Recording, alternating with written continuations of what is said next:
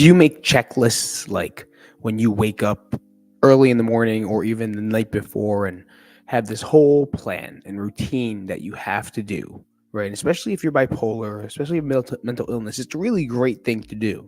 But I learned something from my therapist that really changed the game for me this week. It was something where I never thought of. It can affect me, right? It can make my life a difference. It could make my life more worth living, right? Not that I want to harm myself or that I even have thoughts of death or suicide, but at the same time, like I create these lists and checklists because I feel like it's something that needs to be done for me to accomplish the things that I need to have. And I believe, and even my therapist says, right, structure is everything. Having structure and having a routine is very, very important. I said that my therapist and psychiatrist say these things. And when I was talking to my therapist, she asked me, "How routine are you?" I say, "I'm pretty routine, pretty much to the T."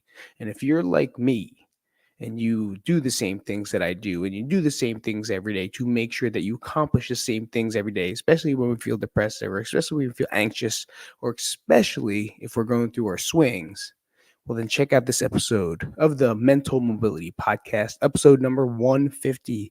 We are here at episode number 150, and I want to thank you guys for coming out. If you haven't, definitely subscribe or follow if you're on Twitch. If you're on Twitch, follow. If you are on YouTube, definitely subscribe to our YouTube because we're going to talk about this right now. But before we start, I'm going to get to it. It's not going to be a long podcast, trust me, because I got dinner to cook. I got kids to watch. They're there. But I'm going to go through the memes of the day. And I apologize that I am on the live again. Something is up with the software of the editing software that I use. So it's just not taking the big forms right now. And it's only allowing me to do some short stuff. I'll figure it out. Don't worry about it. Ain't no big thing. I'm still here. I'm hanging out. But meme of the day or the week is going to Wicked Lesmisner. You see right there. Jabadao.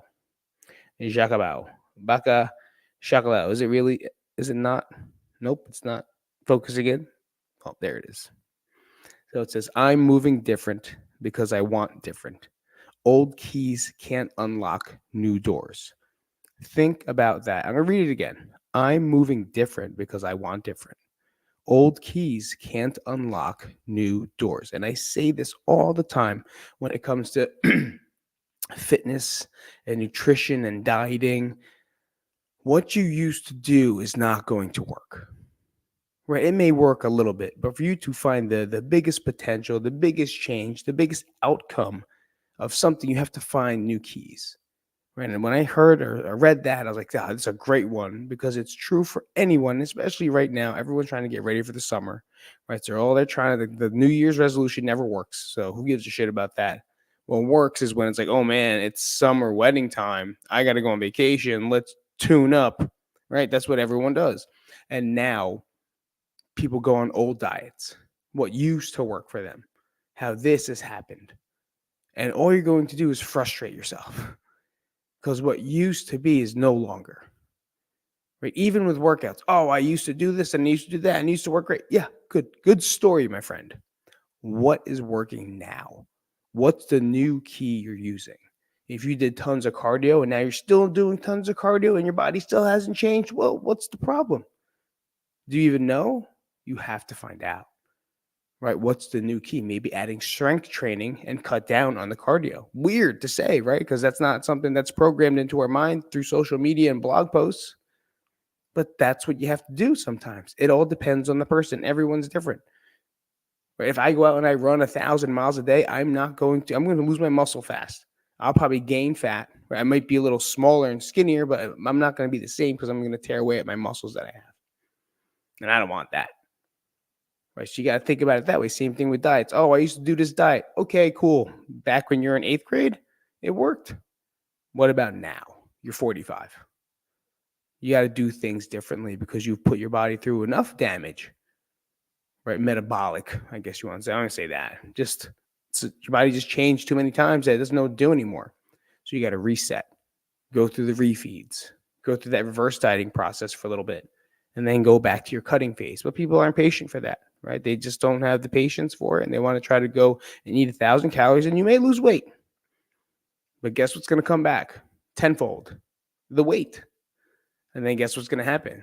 You're not going to be able to lose it again because there's no way your body likes that feeling, and it's trying to sustain.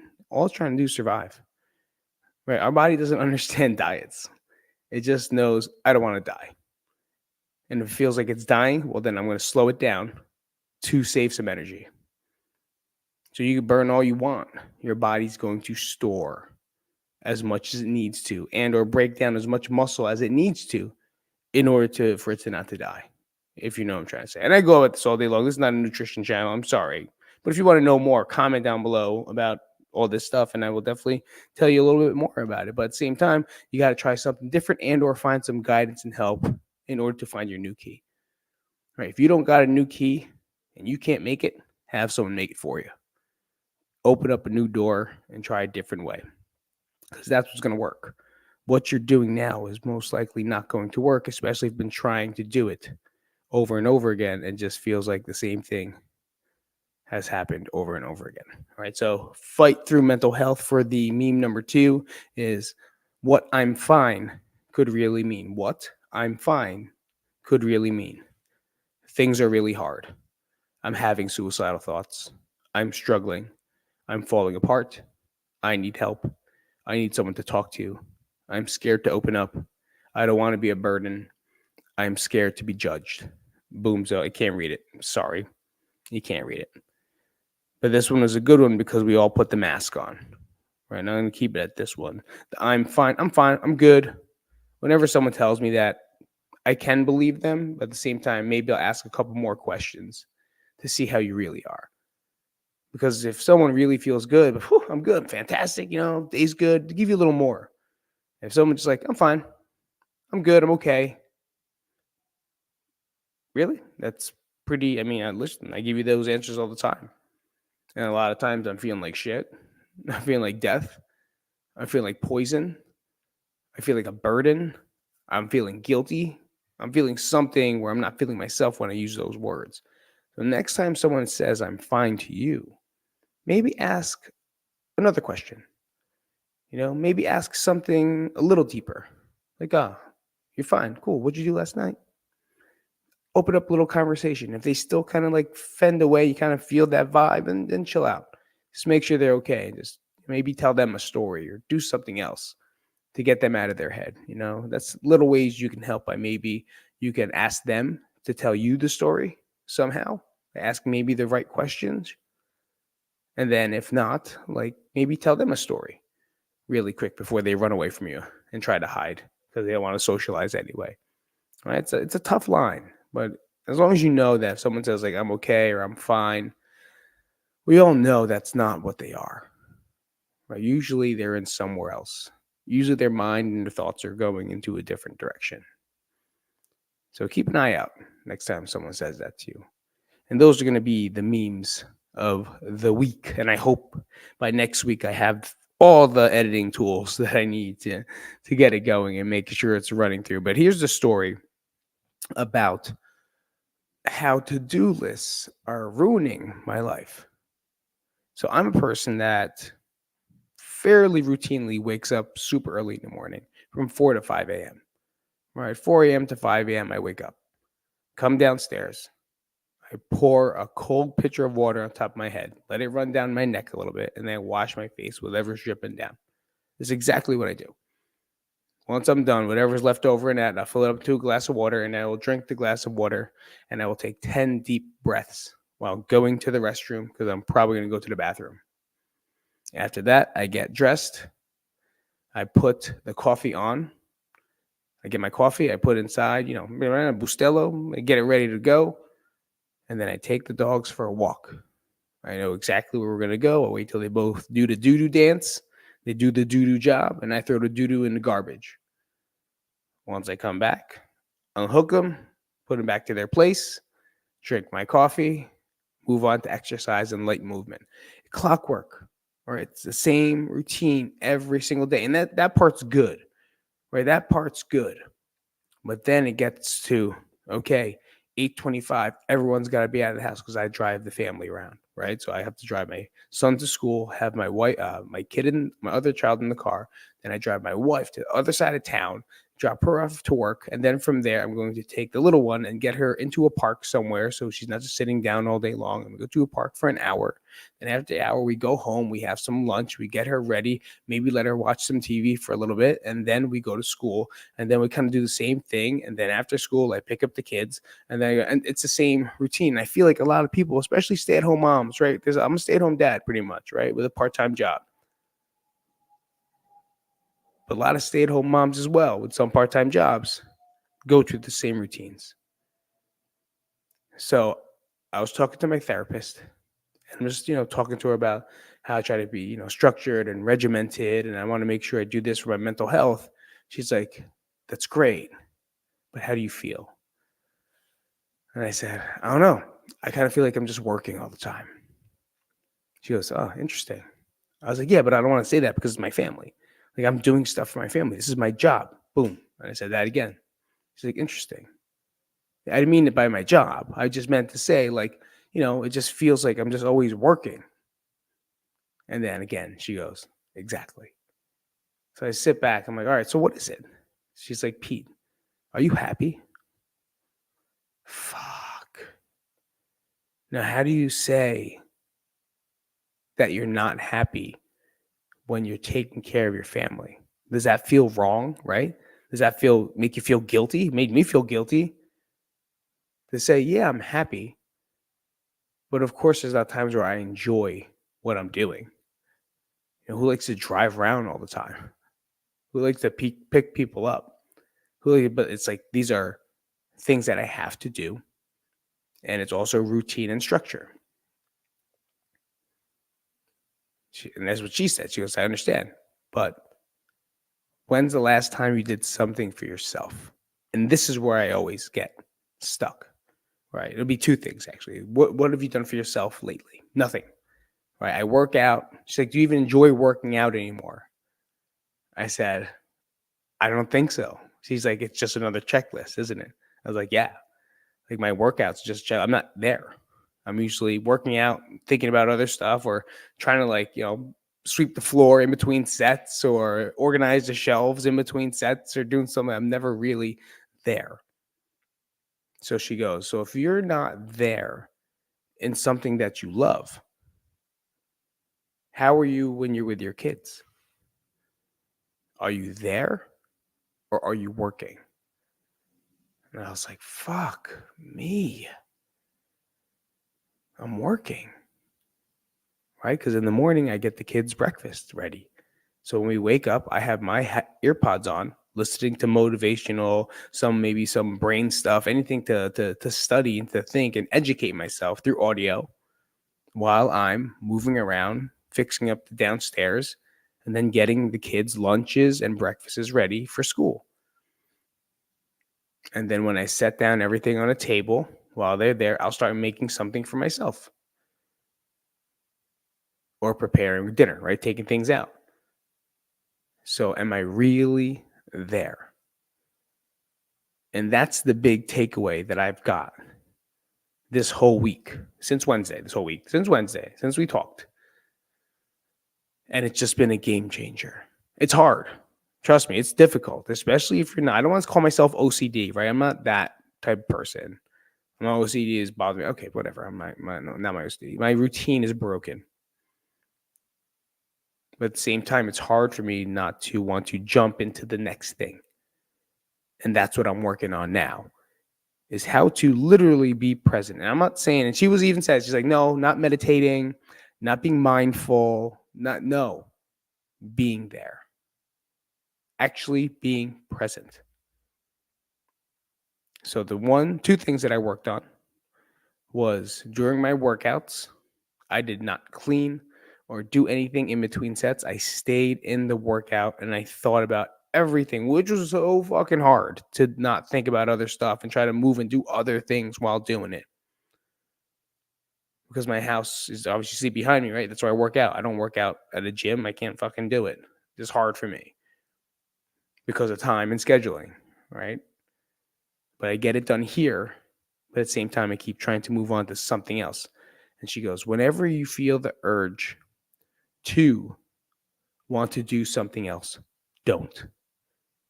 Because what's the difference if you do it or if you don't? It's nothing. It's like you're just trying to check off these boxes for no reason at all.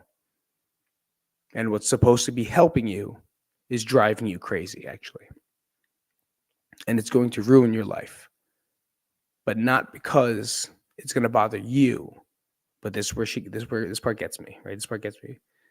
Because non-verbally, your kids already know that they're not important. And that kind of struck me to the point like, fuck you. What the fuck? Fuck you. Fuck you, first off. Second off, fuck you. And then third off, go fuck yourself. That's what I wanted to say, right? At that moment. But of course, I love her, right? She's my therapist. I love her. She's fucking amazing. But she was right. Like, I may be talking a little bit, talking here and there, but I'm also moving around and doing stuff. So the last couple of days, I just sat. I sat with them. I had my coffee. I didn't have breakfast ready because I wanted to watch them eat and actually talk about how they feel, talk about their day, and like how excited are they to do these things, or maybe what happened yesterday, and converse with them and ask them questions like, "Do you think Dad loves you?" Like, yeah, I know Dad. And you know what I mean? And it's like these questions that I've never talked about growing up. Right? We just ate breakfast, moved on, eat some cereal. We talked about what we had to do, and then just a very moving along family. But if my kids are the most important thing to me and my family, well, then why can't I do what's best for my family? And that's communication and being present. So like I sit there now, and even now, I'm trying. Dinner's ready, doing the podcast. I'm trying to think about anything else. That's why I actually love podcasting. I love making videos because I can't get distracted. Like I'm live, so I can't go over there, right? I can't do these things, and it makes me focus more. It makes me stay in tune with the camera and you guys. And I'm actually mindful of what I'm doing here. I'm not thinking about what's going on in the kitchen over there, that I have to get everything ready for dinner. But today I'm just going to sit down with them again and see what they want for dessert. What things can we make together? I think I'm a fucking awesome dad, by the way, right? You want to say I'm conceited about it, and I am. Yeah, I'll blow my head up. Fuck me, gas me up for sure. Because I am a great dad.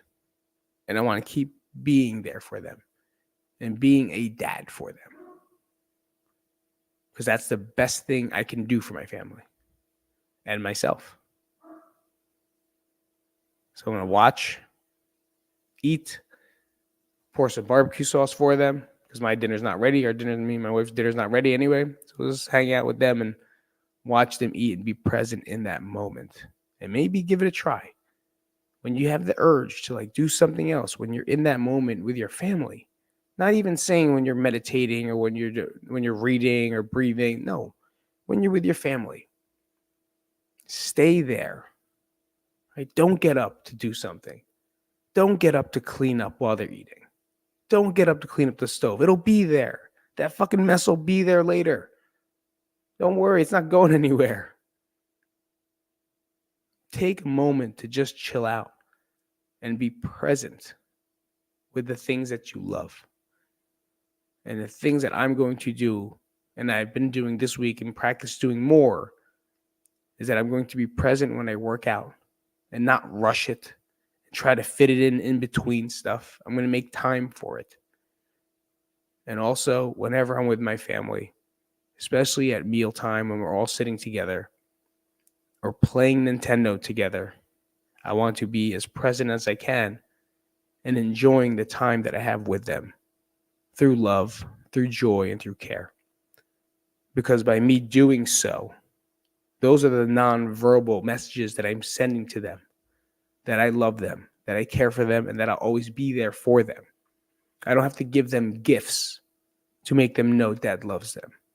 Sometimes just being there will allow them to understand that Dad loves every piece of, I don't know what else, of them. See you later. Have a great weekend. Have a great week. I'll probably do another mid live probably on Wednesday. So come back out, subscribe if you can. And thank you for coming out to Mental Mobility Podcast, episode number 150. 150. We're here. We're moving on to 200.